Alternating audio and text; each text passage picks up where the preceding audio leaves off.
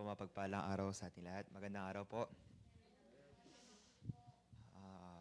Habang nakikinig po sa ating mga testimony, performance, isang bagay na naalala ko kung paano po tayo nagsimula ng ating center sa ating church. And then, almost mahigit magtatatlong taon ngayong taon sa darating po na May. Dahil June po yung unang start ng contract po dito. Pero before nun, wala pa yung pangalang KFC, wala pang church. Pero kung titingnan ko po kung paano nagsimula po ng wala, nagsimula po ng kulang. Pero kahit ganun pa man, yung sinimulan po ng Panginoon ay patuloy-tuloy, ipinapakita niya sa atin na lahat ng bagay ay pinagkakaloob ng Diyos ay mabuti para sa atin. Sa atin, pagka may nakita po tayong hindi maganda madali, yung puso natin mawalan po ng pag-asa. Pagka may nakita po tayong mga challenges, circumstances sa ating buhay, madali yung puso po natin na panghihinaan. Pero sa mata po ng Diyos at sa puso ng Diyos, meron man pong mga hindi magandang bagay sa tingin po natin. But God never gives us something that is not good for us. It means what God is giving to us, all is good and beautiful in the eyes of the Lord. Kaya di ba patotoo po ni Sister Eloy sa kanina nung napakinggan po natin, yung simula man po ay mabigat na hakbang, mabigat na puso. Pero yung Diyos po ay hindi niya po tinapos sa mabigat na puso, kundi tinapos niya na mayroong pag-asa at kasiyahan.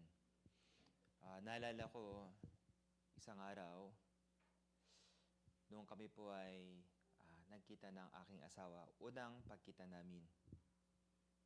Merong dumating na tanong sa puso ko Naku po, yung asawa ko, yung magulang niya, hindi lahat sila ay taga-church po natin. Yung nanay niya umatin sa atin, pero yung tatay niya ay mayroong konting pagdududa sa church. Ang reason is ganito. Kasi itong mother-in-law ko, dahil mga nasa kabataan pa lang nila, nakilala nila po yung ating church. Kaya 'di ba sa loob po ng church minsan meron pong Bible seminar, Bible retreat.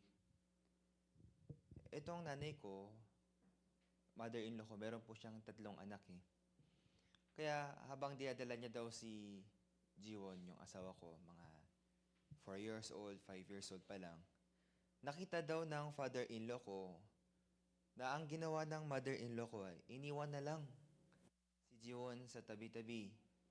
Tapos pumunta sa Bible retreat. And then, di ba, kumbaga yung mga umatin sa church pagka yung mga bata, mayroong service para sa mga bata, mayroong Sunday school, di ba? Iniwan sa mga teachers. Pero itong father-in-law ko, hindi niya maintindihan, bakit iniwan mo yung mga bata? Ikaw talaga, puro Diyos na lang yung alam mo, wala ka ng ibang alam Kaya meron siyang ganong pagdududa itong mother-in-law ko, siya ay medyo ano pong tawag doon? Kumbaga, di ba, sa puro church na lang, para siyang nagayuma sa church. Ano po bang magandang term doon? Siya ay puro church na lang. Lahat ng oras siya sa church na lang. Lahat ng volunteer time niya, pera niya, oras niya sa church na lang. Kaya yung father-in-law ko, meron ng konting duda sa puso niya and a little hate. Dapat hindi ako dyan sa church. Pero nung lumaki na yung mga bata, pati yung panganay nasa church, pati yung pangalawa nasa church, pati yung pangatlo nasa church. Kaya iniisip ng aking father-in-law, yung asawa ko, kinuha din ng Diyos sa church. Tapos pati yung anak ko, kinuha din. Huwag kayo dyan sa church. Anong klaseng church ba yan? Bakit lahat kayo nagsialisan sa akin?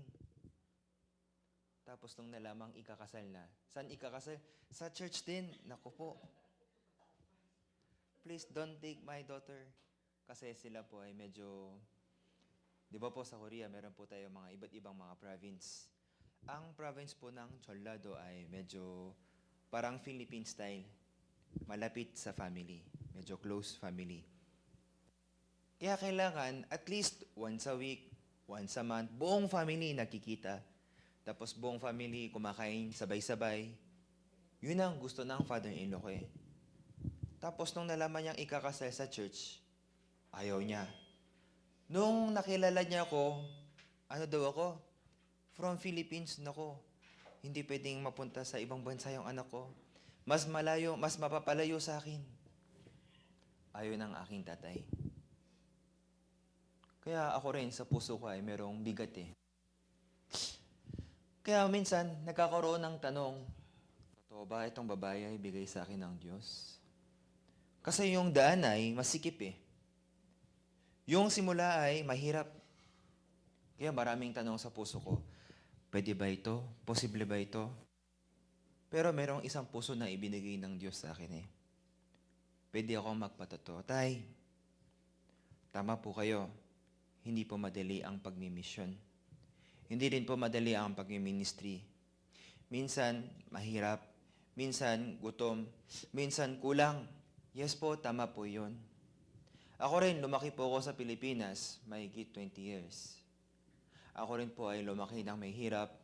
Ako din po ay lumaki ng nagutom, ng maraming pagkukulang. Pero sa buong buhay ko po ay, hindi ko po naranasan na hindi po ako tinulungan ng Diyos. Totoo pong may hirap, pero totoo rin pong may tulong ng Panginoon. Tay, tingnan niyo po ako, ang lusog-lusog ko, tay. Nung bata po ako, medyo payat po ako, pero tingnan niyo po ako ngayon. Malusog na po ako yan. Kasi yung mga picture ko po ng dati, sobrang payat po ko eh. Para po akong malnourished. Kaya pagka nakikita po nila ako, yung mga members po namin, mga ano rin po kami, hindi po kami yung mga nasa Taguig, alam niyo po ba yun? Para nasa high class, hindi po kami kasi yung church po namin, medyo nasa liblib po kami. Tapos yung likod ng ano po namin, tambakan po ng mga basurahan. Tapos, yung papasok sa amin, pati tricycle hindi makapasok kasi yung daan po namin iskinita.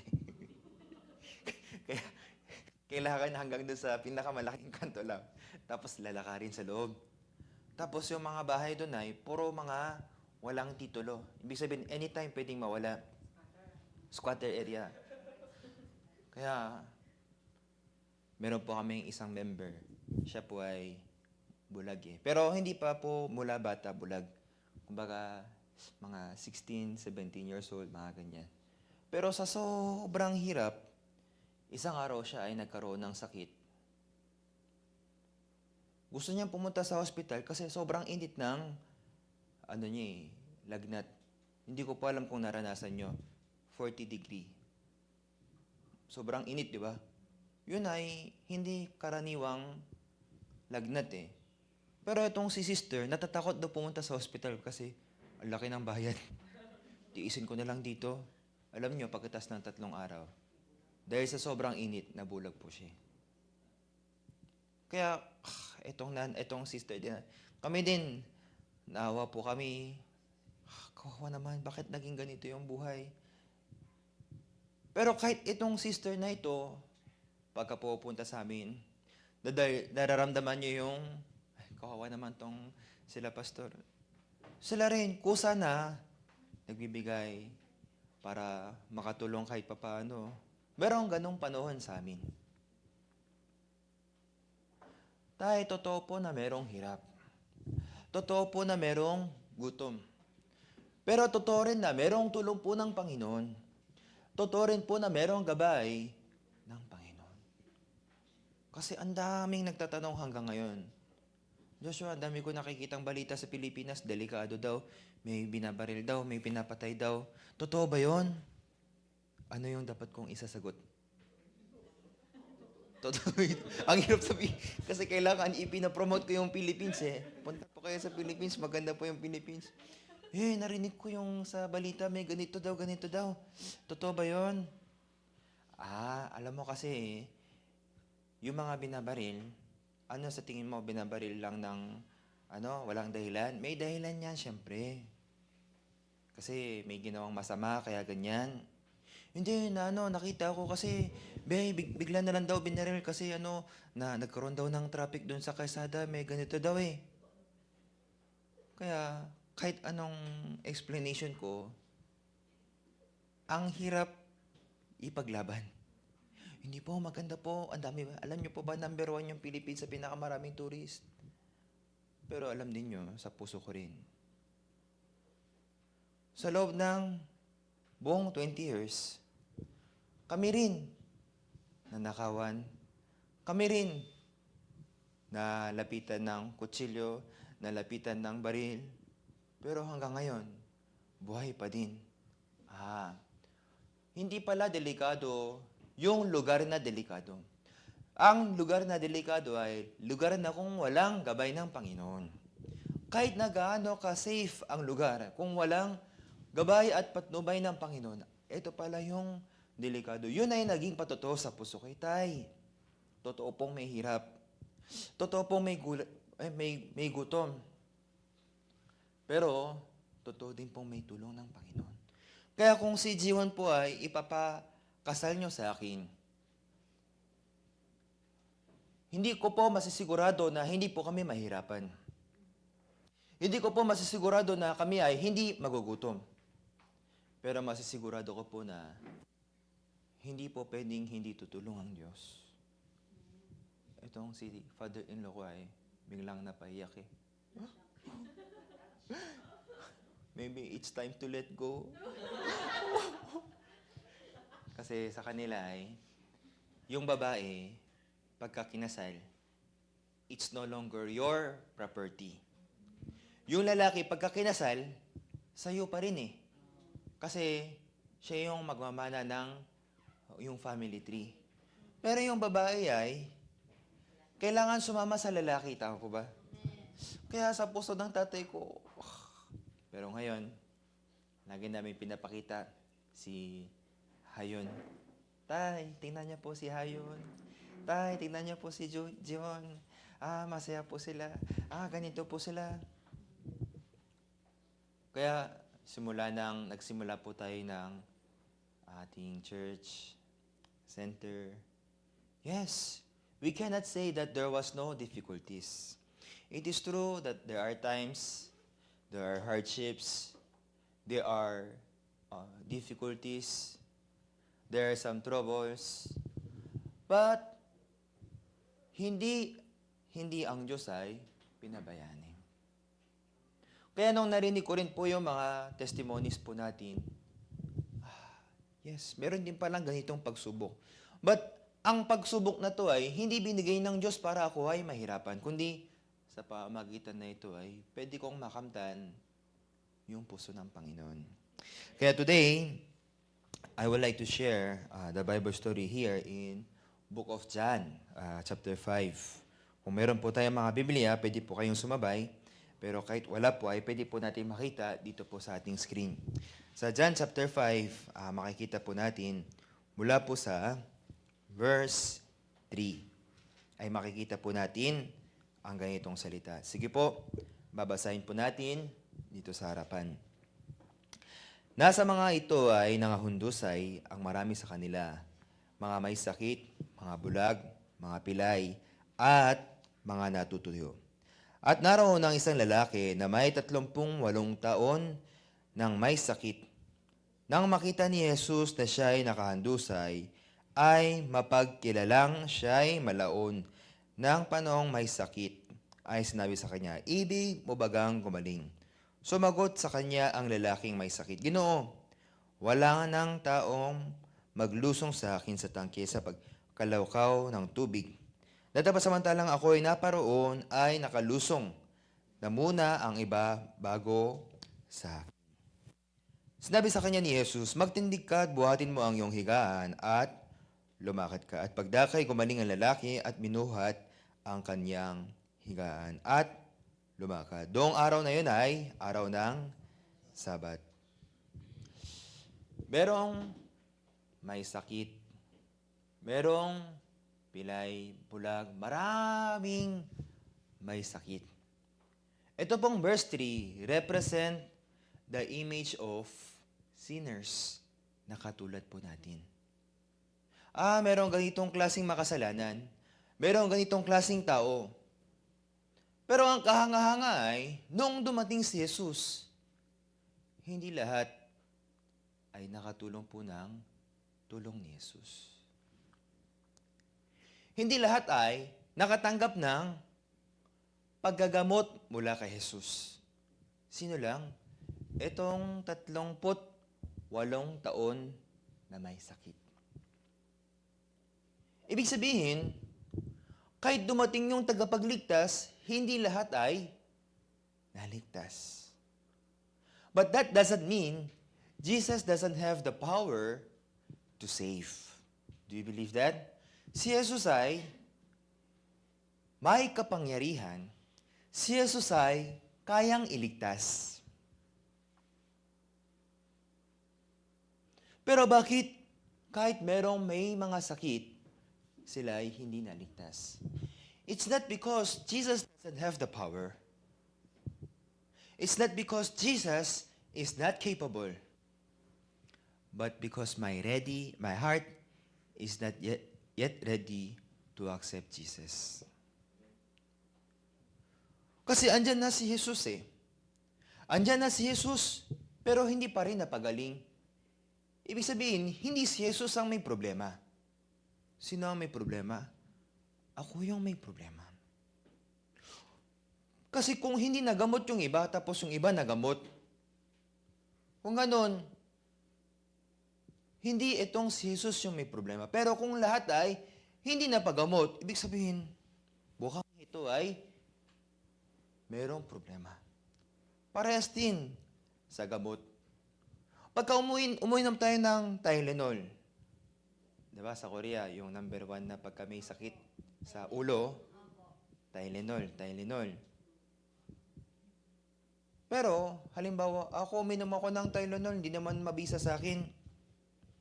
Pero sa iba mabisa. Ibig sabihin, hindi itong Tylenol yung may problema, kundi, baka sa akin na hindi compatible, o kaya baka sa akin na hindi tugma, baka para sa akin na ipang Pilipino lang talaga siguro, no?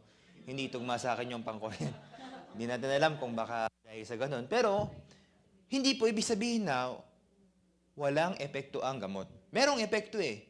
Ito lang ay hindi nagtugma sa akin. Si Jesus ay dumating, pero hindi ibig sabihin na walang kapangyarihan. Merong kapangyarihan, pero itong kapangyarihan ni Jesus ay, hindi pa pala ako handa na makatanggap ng ganitong tulong. Kung ganon, pwede po nating makita dito po sa kwento na ito ay, merong nakatanggap ng tulong at merong hindi nakatanggap ng tulong. Kung ganon, ano kayang klaseng puso ang dapat nating makamtan para ako rin ay pwedeng makatanggap ng tulong?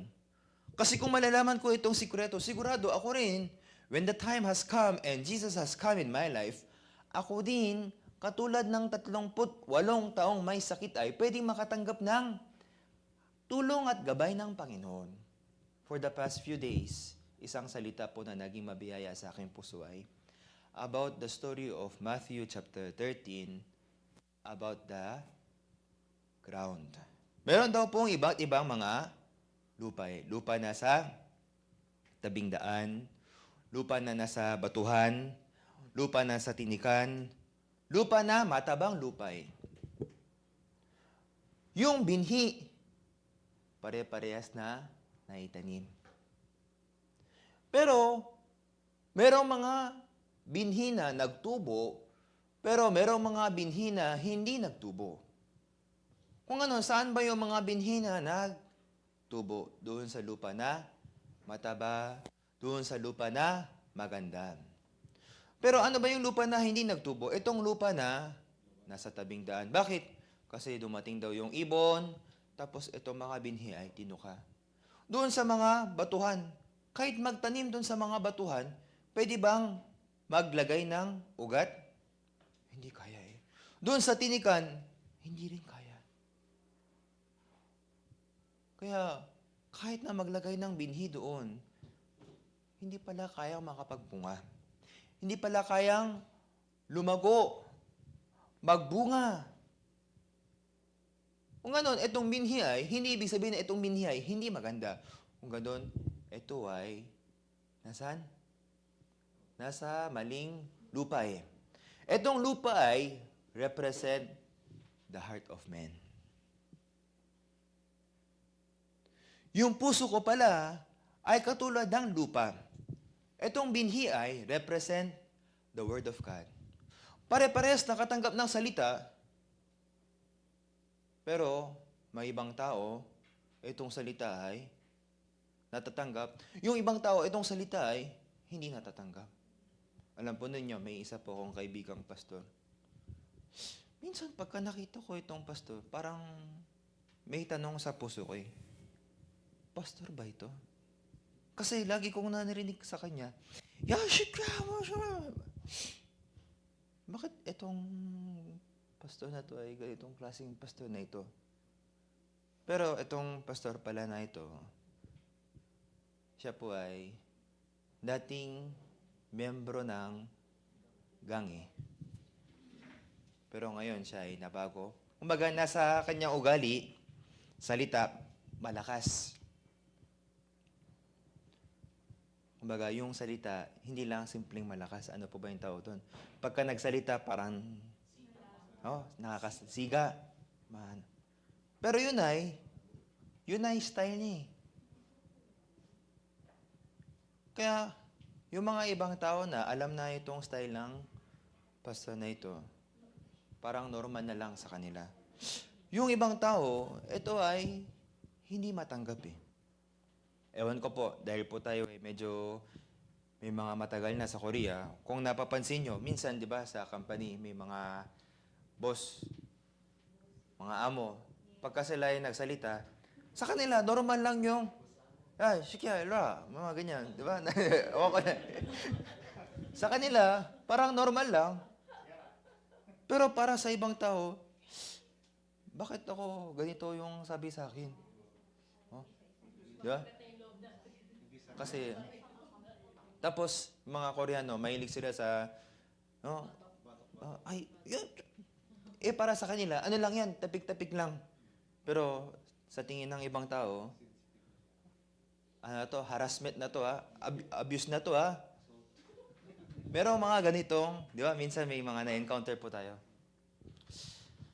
Tapos, ito pa ang isang real story. Damuna case naman. Kasi minsan, nagtatranslate din po ako sa mga damuna. Itong babae, Pastor, hindi ko na po talaga kayang mabuhay dito sa Korea. Ay, sister, ano po yung problema natin? Kasi po, Pastor, pumunta ako dito sa Korea para ikasal sa aking asawa. Yes, I know that. Hindi ako pumunta dito para maging katulong. Bakit? Kasi itong asawa ko, lahat ng trabaho sa akin niya pinapagawa. Ano pong trabaho yon? Ako yung pinaghuhugas. Ganun ba? Ako yung pinagluluto. Ganun ba?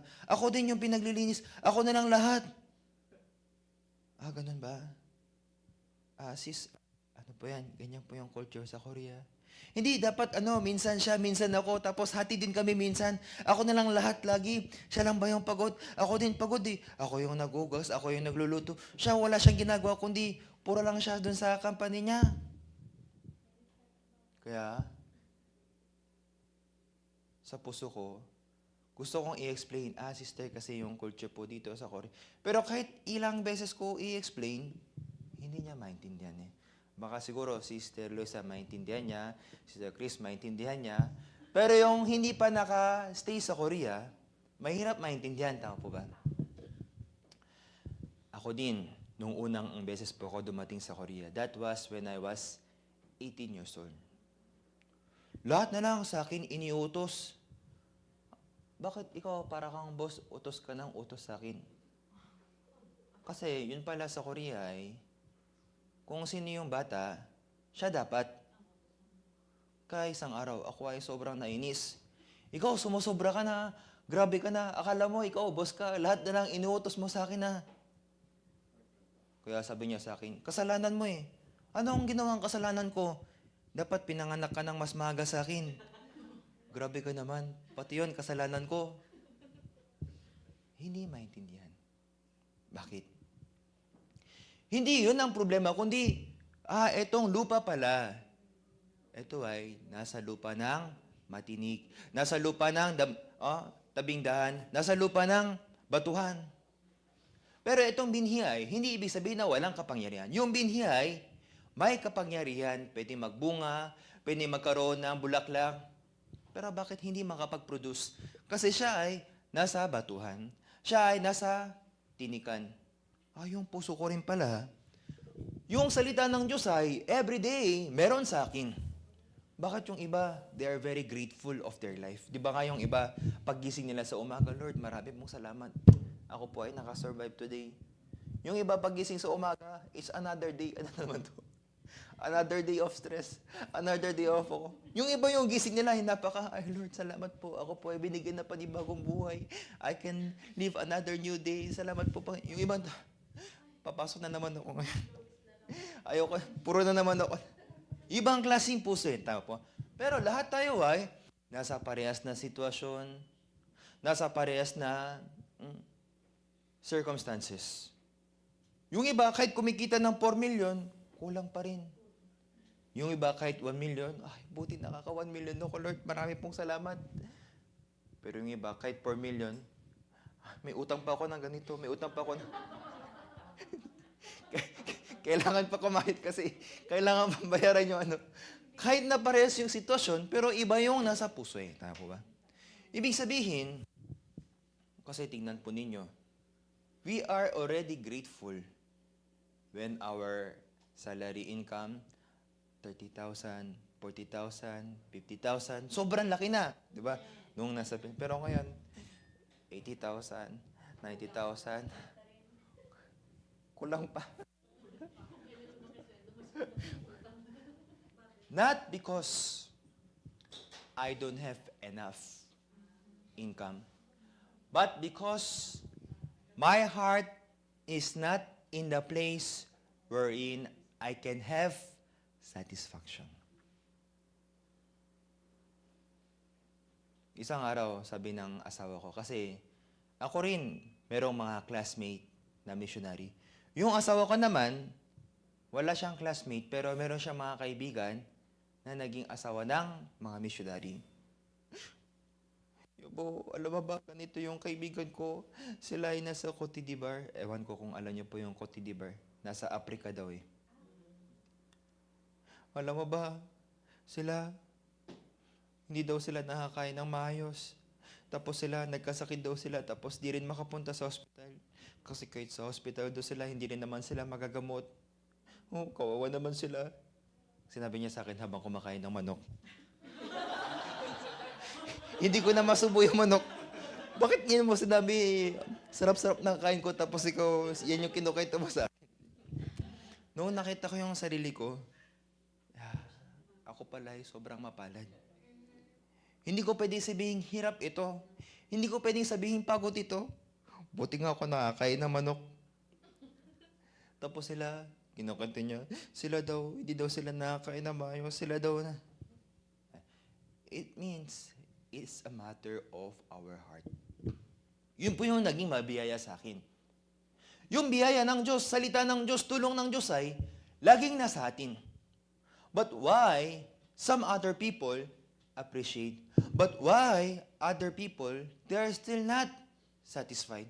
Ibig sabihin dun sa mga hindi satisfied, hindi tumulong yung Diyos? No. Pare-parehas ang Diyos ay tumutulong sa atin eh. Yung Panginoon ay walang favoritism. Ikaw, tutulungan kita. Ikaw, hindi. Ikaw kasi masipag. No. Hindi ko po alam kung ilang anak meron po kayo. Pero kahit sabihin po natin 10 anak meron po. Yung 10 anak na yun ay pare-pares yung pag-ibig o hindi? Pare-pares eh. Kahit anak na matigas na ulo, mahal pa rin. Anak na masipag, mahal pa rin. Hindi ibig sabihin na dahil ikaw masipig, sige, 2 chicken. Ikaw dahil matigas ulo, 1 chicken. Tama po ba? Pare-parehas, pantay-pantay. Yung Panginoon din, pantay-pantay. Bakit yung iba ay hindi pantay-pantay ang kanilang puso na natatanggap sa Panginoon? It's not because the Word of God ay walang kapangyarihan. Merong kapangyarihan, merong kakayahan, pero yung puso ko ay nasa puso ng batuan, tabing daan, tinikan. Kaya kahit maraming biyaya, yung biyaya ay hindi nagiging biyaya eh. Alam niyo ako rin, di ba po ngayon, ako po ay naka-hearing aid. Ang isang hearing aid ay 3 million won. Kaya pagkadalawa ay 6 million won. Ngayon, pang-4 na beses ko na po itong hearing aid. Kasi ang hearing aid po ay meron pong lifespan. Maximum po ng 5 years. Pero pagka naingatan mo, medyo pwedeng umabot ng 7 years, 8 years. Yung unang ako ay nag-hearing aid, nilibre sa akin ng tita ko eh. Yung tita ko ay kambal ng nanay ko, sila rin ay nagmi-mission sa US. Nung ako ay binigyan ng hearing aid, una, hindi ko na-appreciate. Bakit? Ang hirap naman nitong hearing aid kasi sobrang hirap ma-adjust. Pero ngayon, hindi na ako nakakarinig ng maayos. Hinahanap-hanap ko ulit itong hearing aid isang araw sa church po natin. They sponsor me hearing aid. Pero not 100%. Only half. Paano yung kalahati? Kaya alam niyo, ako po ay nanalangin sa Panginoon. Lord, ito pong hearing aid na to ay sobrang mahal. Wala po akong ganitong budget. Lahat po ng lalaki sa Korea ay mandatory kailangan mag-military. When I was 18 years old, nung adult age, biglang isang papel dumating sa akin, kahit nasa Pilipinas. You have to prepare for the entry of military. So, 18 years old, first time I came in Korea, tapos papasok na ng military. Pero 19 years old, I joined first mission school. After I finish, sabi sa akin ng pastor, balita ko maraming support sa government pagka ikaw ay naging disabled. Ano pa yan? Person with disability. Kaya sige, try mo. Pero itong check-up na to ay mahigit 10 times. Pero yung 10 times na yan, dapat yung resulta ay pare-parehas eh. Kasi pagka hindi parehas, pagdududahan na, ay baka niloko niya lang yung resulta. Ang test po na ito ay sobrang hirap na test. Alam niyo kung bakit? Kasi may bibigay silang signal sa tinga mo. Ting, ting, ting, ting, ting. Naiintindihan niyo? So, hanggang sa hindi ko naririnig, kailangan kong, pagka naririnig, pipindutin. Pagka hindi na naririnig, hindi ko na, Pero, actually, yung tenga ko po ay, hindi naman po talaga masyadong bingi. Kumbaga, konting bingi. Pero kailangan kong maging bingi para maging PWD. Kasi, kailangan kong mag PWD para makakuha ng yung benefit na yon. Kasi itong hearing aid na to ay sobrang mahal eh. Kaya, kailangan kong isakto dun sa level ng bingi. Pero yung level ko, sabihin ko mga 60, kailangan kong i-match ng 40. Ding. Another 10. Ding. Hanggang sa natapos na yung 10 resulta, lumabas yung 10 resulta, pare-parehas na 40. Kaya itong hospital, pasado na. Pero another check-up na naman nung pumunta sa military. Baka ito, nagloloko ito Ang test nila ay wala nang ganun. Alam niyo kung ano yung test? Yung buong ulo ko, pinasukan ng parang kuryente. Ano ba yung tawag doon? Parang wire. So ito, for 2 hours check-up, matutulog lang ako. Ang ititest nila, yung signal sa utak naman. Ngayon, magbibigay sila ng signal. Pagka nag-react, ibig sabihin, nakakarinig. Pagka hindi nag-react, kaya, naku, wala na akong takas dito. Kasi, hindi na pwedeng dayain, di ba? Kaya sabi niya, Sir, tulog lang po kayo dyan. Kaya nung matutulog na ako, Lord, paano pa ba ito? Kasi pagka nalaman nila ako na nagsisinungaling tapos nagloloko, naku, pwede pa ako maipakulong nito.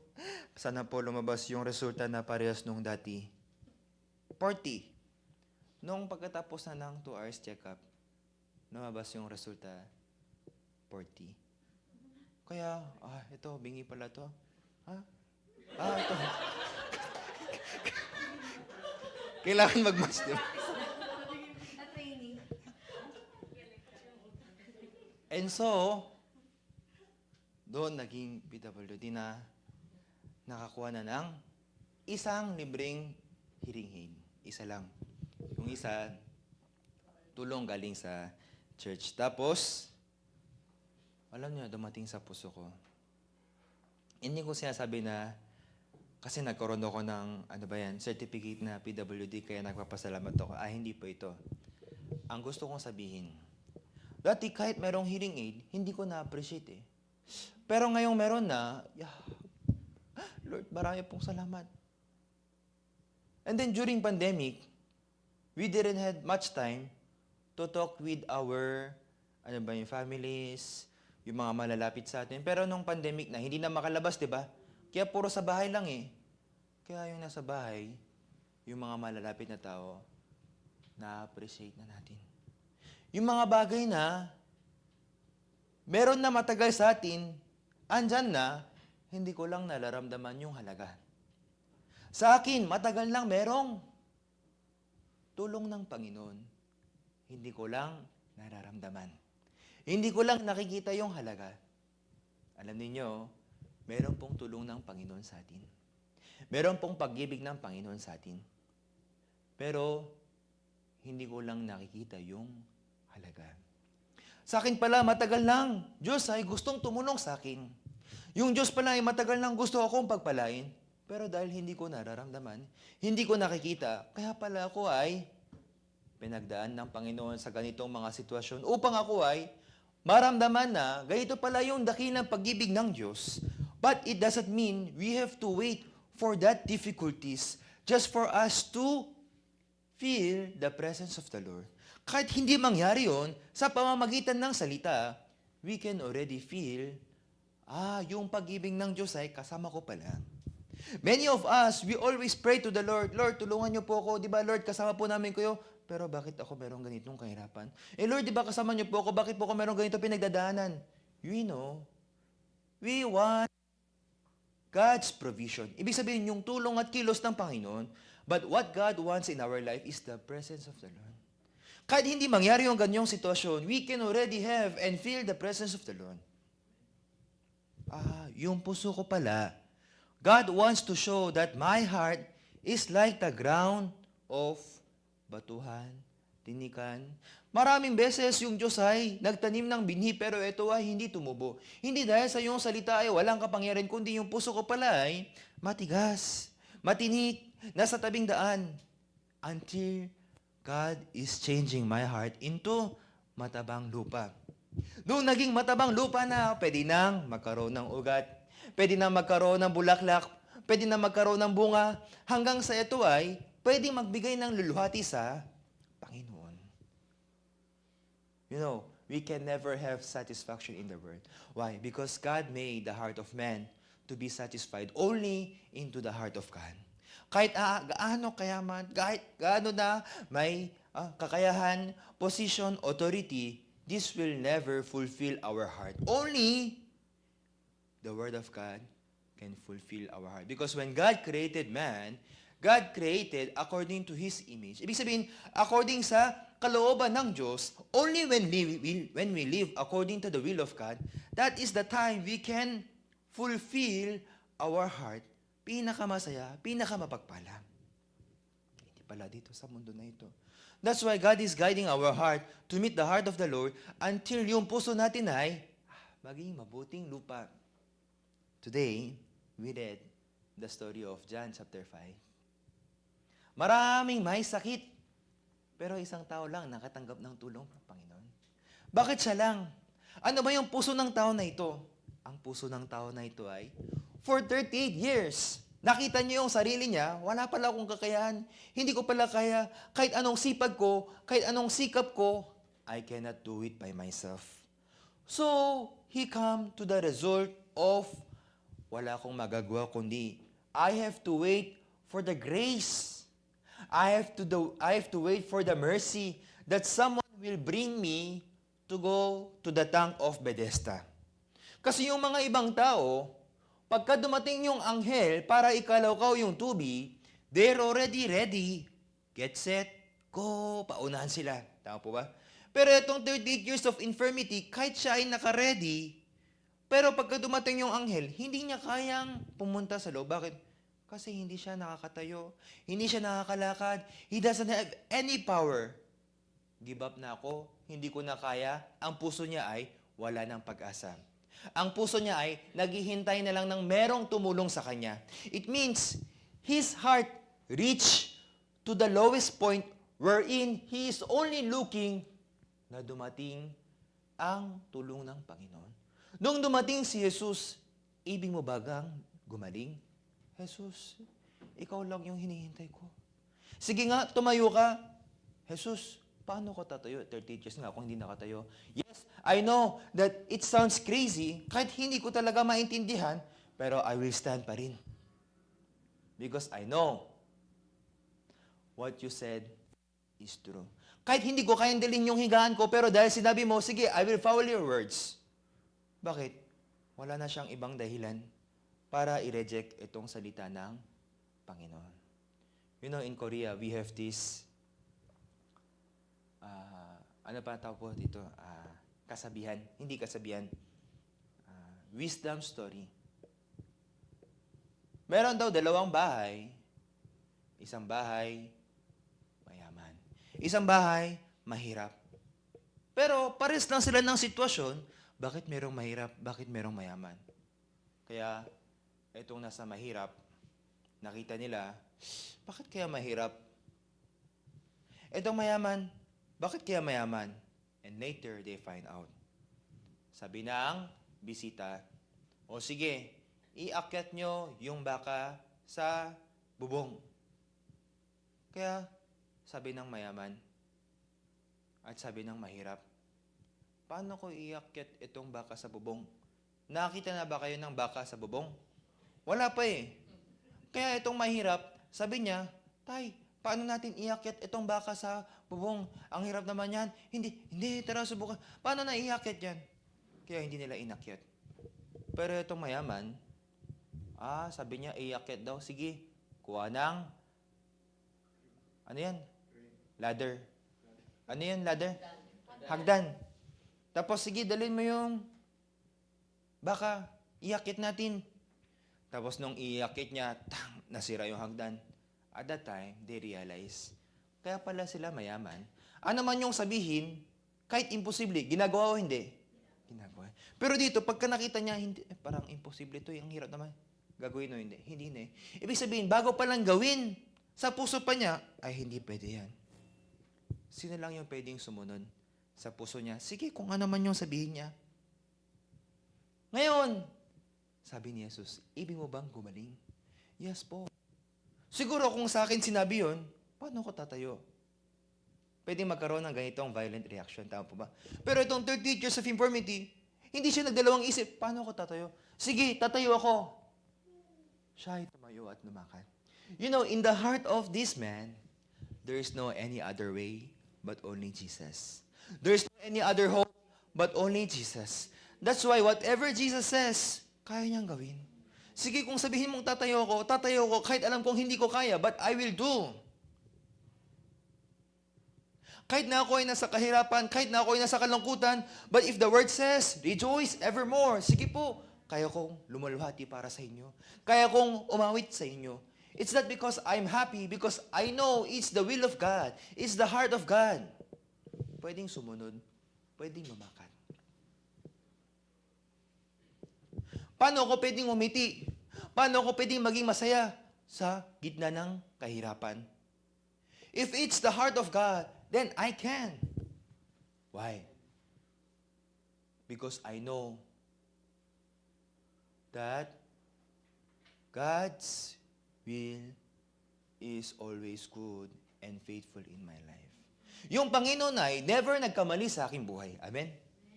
Siguro pwede ako magkamali. Pero yung Diyos, pwede ba magkamali? Hindi pwede magkamali. Kaya di ba yung mga doktor, bago sila maging doktor, kailangan merong mga exam, mga license. Paano yun, di ba? I-opera to, nagkamali. Kasi alam po ninyo, nung ako pa ay na-operahan, yung nag-opera sa akin ay, hindi po doktor Ang nag-opera sa akin ay OJT student. Kaya, ako po ay pumutok yung appendicitis Ngayon, kailangan operahan, tama po ba? Ngayon yung operahan, syempre, masakit po ba? Sino pong na-operahan ng appendicitis? Meron na po, di ba? Kasi bago mangyari yon, check ng doktor, masakit po ba yan? Gaganyan, di ba? Sa akin din ngayon, gaganyan. Tapos, syempre, pagka tatanggalin yung appendicitis, di ba? Kailangan, masakit kasi kung hiwain ka agad. Ano po ba dapat gagawin? Anesthesia muna. Sige, anesthesia muna ha. Una, anesthesia, nilalagay niya dito. Lagay niya na yun, di ba? Ano yun? Sorry sir, nagkamali po ko. Tinanggal. Isang beses. Kaya hanggang sa huli, hindi na ako nalagyan dito. Sa likod na lang dito sa likod. Pwede rin pala sa likod. Ngayon, nung naoperahan na, yung appendicitis maliit lang po Pero yung hiwa ko, isang dangkal. Ganyan, no? Kasi itong OJT, nung hinati niya, sorry sir, hindi ko pa mahanap yung appendicitis. Isa pang queen. Hanggang sa lumaki yung queen. Kaya nung natapos na yung opera, sir, bakit ang laki po ng hindi po namin mahanap yung dito Kaya kailangan maging professional muna, di ba? Paano yun kung doktor tapos nagkamali, di ba? Hindi pwede. Yung Diyos pwede po bang magkamali? Hindi That's why God is perfect because God never fail. Amen? Ano ba yung puso ko sa harapan ng Diyos? Yung puso ko ba ay katulad ng 38 years of infirmity? Kasi kung katulad ng 30 years of infirmity, yung puso na yan ay puso na pwedeng makatanggap ng biyaya Puso na pwedeng makamta ng pag-ibig ng Diyos. Puso na pwedeng magluluhati sa Panginoon. Pwedeng puso na magpasalamat sa Panginoon kahit sa kalagitnaan ng kahirapan. Sino ba ang pwedeng magpasalamat? Yung mga tao na pwedeng may ipasalamat? No. Kahit na wala akong pwedeng ipasalamat, I can always be grateful even though there is no thankful things that happen in my life. Why? Because I know what God has prepared for me is perfect. Pagising ko ng umaga, bakit ako magpapasalamat? But if I look around, maraming pwedeng pasalamatan. Tama po ba? Yung iba hindi nila na-appreciate, pero ako na-appreciate ko. Yung iba, hindi sila nakakain ng manok. Ako, nakakain ako. Kung ganun, pasasalamat o hindi? Pasasalamat Yung iba, hindi makapunta sa hospital kasi wala daw pambayad ng hospital. Ako, pagka pumunta ng hospital, libre lang Anytime, pwede pumunta ng hospital. Yung pagpunta ng hospital, kahit may sakit, pwede magpasalamat o hindi? Pwede. It's a matter of my heart. Ano ba yung puso ko? God is training our heart to be the heart of 38 years of infirmity. Whatever Jesus says to us, yung salita na yun ay, pwede nating gawin. Pwede nating matanggap. Pwede nating pasalamatan. Pwede nating iluluhati Pero, yung ibang tao na merong sakit, sila rin may sakit. Sila rin may kapinsanan. Sila rin may kahinaan. Pero bakit kahit dumating si Jesus, hindi makatanggap ng biyaya? Dahil ang puso nila ay hindi pa umabot doon sa 38 years of infirmity. Who can receive Jesus? Those who are sinner. Because Jesus didn't came for the righteous, but for the sinners. Pero yung mga tao, ayaw nilang tumungtong doon sa lugar na makasalanan. Gusto nila ipakita natin yung magandang bagay natin. Gusto nila ipakita natin yung mga magagandang gawa natin. Pero yung mga kahinaan natin, gusto ba nating ipakita? No. But in the next chapter, Matthew chapter 6, merong isang lalaki na natutuyo yung kamay. Noong dumating si Jesus, isang kamay niya natutuyo, isang kamay niya normal Nung dumating si Jesus, alam niyo kung ano yung hinarap niya kay Jesus? Etong kamay niyang natutuyo eh. Ibig sabihin ng natutuyo ay may sakit, may kapansanan, may kahinaan. But when Jesus came, ang ipinakita niya ay hindi yung normal na kamay, kundi yung natutuyong kamay. Why? Kung ako yun, nahihiya ko ipakita kasi may kapansanan ako, may kahinaan ako, may kasalanan ako. But in front of Jesus, I have to bring this right hand, itong natutuyong kamay, upang ako ay makatanggap ng biyaya. Tama po ba? Kung itong normal na kamay, ipapakita ko, Jesus, ito po yung kamay ko, normal po yan, maganda po yung kamay. Kung ganon, pwede po bang gamutin ni Jesus? No. Kaya alam ninyo, sa loob ng Biblia, nakasulat kung ano po ba yung mga kasalanan na ginawa ng mga tao. Si David, nangalo niya, si David, pumatay, may ganitong kasalanan, may ganitong. Tama ba? Eh kung isusulat din yung kasalanan at dami kong ginawa kasalanan ako, Lord, wag niyo na po isulat ah. But, if God will reveal, ako ay pwedeng makatanggap ng biyaya, pero we don't want to be in that situation, tama ba? But God is putting us in that situation for what? For the purpose of we can receive God's grace. I have to be in that situation. Yung tubig ay, hindi kung saan-saan dumadaloy eh. Yung tubig ay dumadaloy saan? Sa malalim na lugar. I have to be humble so that I can receive God's grace. I have to be in the lowest place so that this God's grace can overflow in my life. Amen? Mga kapatid, alam ko po na mahirap pumunta sa lugar na malalim, mababaw. Mahirap ipakita yung ating kahinaan. Mahirap ipakita yung ating kapansanan. Mahirap ipakita ating mga kakulangan. But this is the things that God is revealing. Para saan?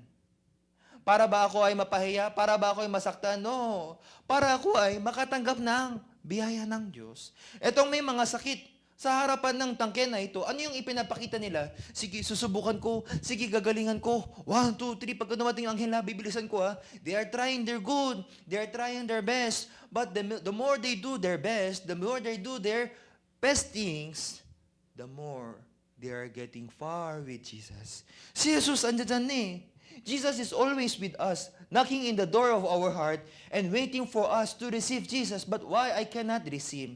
Because I'm also like the other people, waiting for this angel to come to this tongue. And then, pagka dumating, sige, susubukan ko din, gagalingan ko din. Pero itong 38 years, he is already ready to receive and accept Jesus. Kaya siya yung pinakamapalad na tao, pinakamapagpalang tao. I hope lahat po tayo, we can meet the heart of these 38 years of infirmity. Tayo yung 38 taong may sakit pala. Ako pala yung tao na nilagay ng Diyos sa ganitong sitwasyon upang yung puso ko ay pwedeng mabungkal. Paano ba pwedeng maging mataba yung lupa? Agad-agad tataba. Kailangan, di ba? May fertilizer, tapos bubungkalin, lalagyan ng tubig, hanggang sa maging mataba. Ganun pala yung ginagawa ng Diyos sa akin. Pinapataba, hindi ako ha, pinapataba yung lupa upang pagka nilagyan ng binhi ay pwedeng magbunga. I hope, no matter what situation we are, let's commit our life to the Lord. And let God guide our life, guide our heart, upang tayo ay pwedeng maitanim ang salita ng Diyos at pwedeng may bunga itong binhi na tinanim ng Diyos sa ating buhay. Amen? Maraming salamat po. Hanggang dito na lang po tayo. Ako po ay mananalangin at tapusin po natin ang ating Sunday service.